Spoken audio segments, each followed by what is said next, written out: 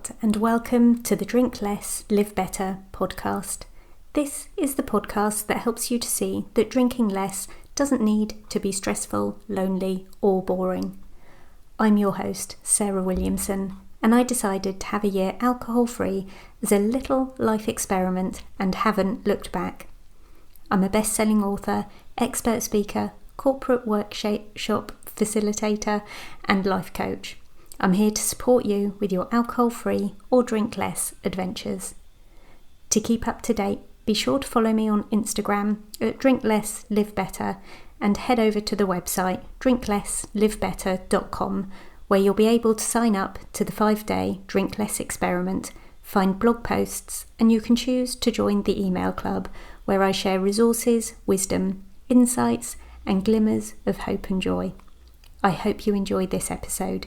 Let's get straight to it. Now, it would be wise not to ask for directions from somebody who hasn't been where you're going. Perhaps you can see up ahead of you an opportunity to be somewhere new, somewhere exciting, for there to be a new way of being for you. And sometimes in online spaces, people are all too quick and willing to tell you how to get there. And yet, they probably don't really know where your version of there is. People are really quick to offer advice, guidance, information without knowing anything at all about you. So, here are a couple of things I would say about that. If you are asking for something that you want or need from other people around you, perhaps ask for a story about their experience. Perhaps ask them to tell you about them and what went on for them. And you can then make a decision about whether you think that might be useful or valuable for you.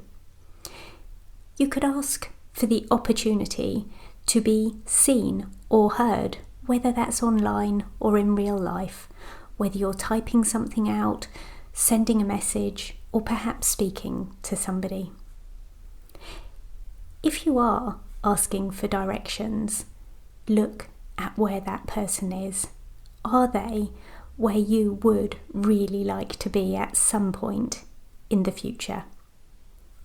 Beware of those lovely, I am sure, people who are evangelical about there being one particular way, one route to get to the place that they think you want to get to.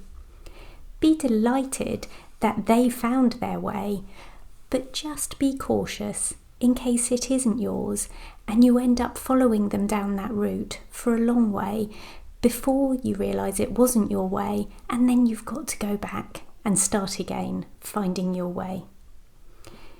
Be really careful about adopting other people's navigational aids. For example, someone who is really comfortable with saying, "I'm never drinking again," and good for them, that's great if that works for them, but for me, "I am never drinking again" doesn't work for 2 reasons. Number 1, I lied to myself about that, a squillion thousand hangovers that happened in my life before. And number 2, I drink every day. So if I say I'm never drinking again, but obviously consuming bucket loads of tea, water, and all the other lovely things I drink, it's just not true. So it's not a line that works for me. It's not a line I choose. Also, people give unsolicited directions. We'd never walk along a road and someone would stop us to say, "Hey, come over here, go this way. We think it's better than the route you were about to take." Routes are just other people's opinions of a way to get to someplace else. Some people prefer scenic routes, other people prefer straight lines through. On social media, you can use mute, unfollow, and block as tools to stop seeing the routes that don't look helpful, useful, or joyful to you.